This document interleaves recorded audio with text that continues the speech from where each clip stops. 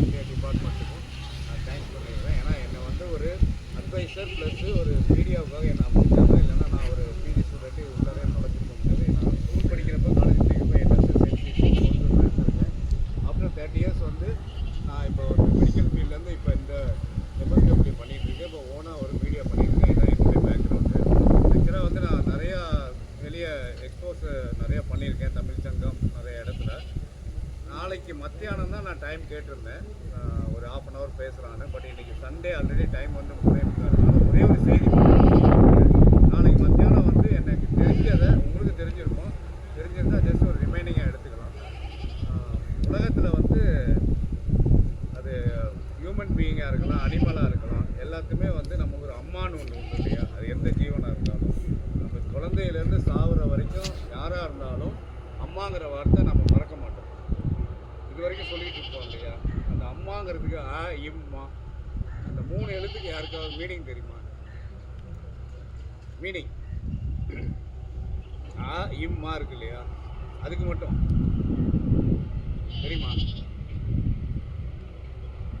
சரி, ஆங்கிறது உயிர் எழுத்து இல்லையா? தமிழில் மட்டும் 247 எழுத்துக்கள் இருக்குது. அதில் ஃபஸ்ட்டு எழுத்து நம்ம அம்மாவில் வருது இல்லையா? அது உயிர் எழுத்து. ஆனா தன் உயிரில். அடுத்தது இம்மு இல்லையா? இம்முனா மெய்யெழுத்து. மெய்யெழுத்துல 10வது எழுத்து இம்மு. ஸோ இம்மு வந்து தன்மையை 10 மாதங்கள் சுமந்து, அதாவது தன் உயிரில் என்மையை 10 மாதங்கள் சுமந்து அம்முக்கு வருதா இம்மு. கடைசியில் வந்து மா இருக்கு இல்லையா? மா வந்து என்னது? உயிர்மெய் எழுத்து இல்லையா? அது என்ன? உயிரோடும் மெய்யோடும் இந்த உலகத்திற்கு தந்தவள் என் அம்மா.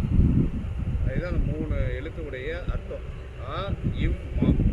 ஆங்கிறது தன் உயிரில், இம்முங்கிறது மெய்யெழுத்து, அதாவது என்மையை 10 மாதங்கள் சுமந்து.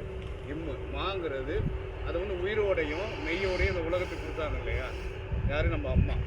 ஸோ அது 3 சேர்த்து பார்த்தீங்கன்னா தன் உயிரில் என்மையை 10 மாதங்கள் சுமந்து இந்த உலகத்திற்கு உயிரோடும் மெய்யோடும் தந்தவள் என் அம்மா.